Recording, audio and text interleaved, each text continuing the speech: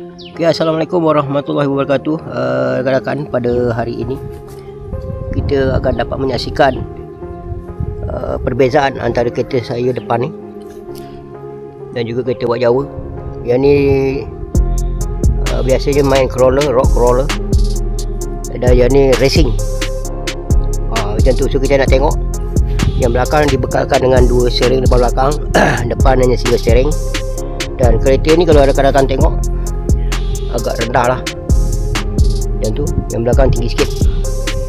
So tayar depan belakang, kereta depan kereta belakang menggunakan tayar negeri Cina lah, yang tidak berjenama macam tu. Tapi yang Wak Jawa ni berjenama sikit. Nama tayar ni Jekko, tayar Jekko. Okay, ni tayar Jekko. Dan saya menggunakan tayar biasa lah. Depan apa nama, Tiger Dog. So kita tengok prestasi setiap satu kereta. Enjin yang sama, 2300 kV.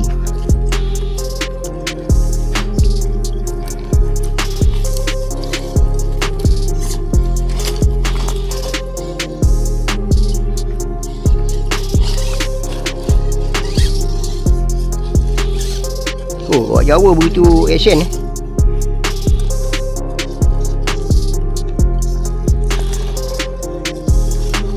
Nampaknya Wak Jawa sedang mencabar mengikuri begitu dekat, mengikut bontot cocok angin. Macam tu.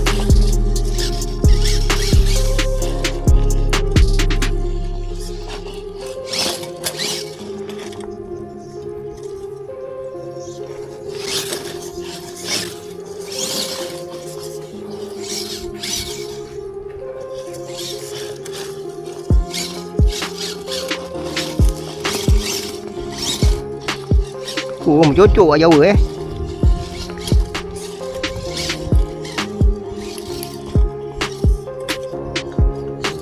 Tunjuk.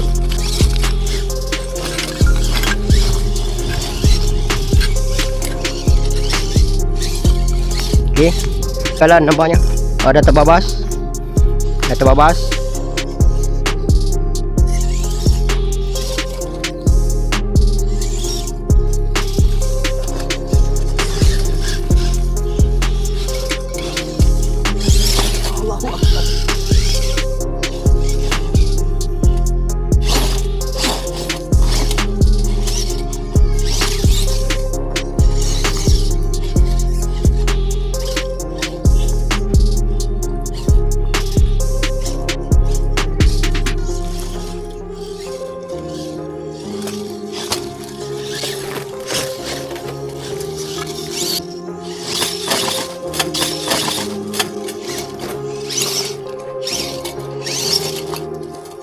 Itulah perbezaan antara crawler dengan racing. Perbezaan dia.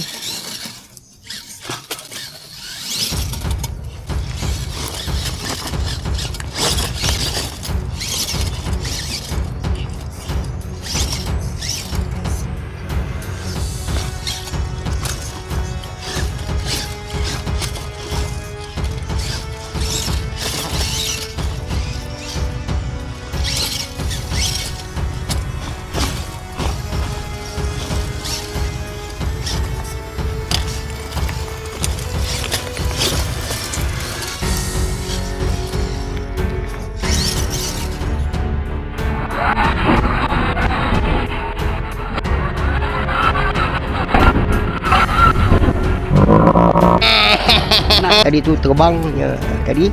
Tapi kereta Wak Jawa tak dapat nak terbang.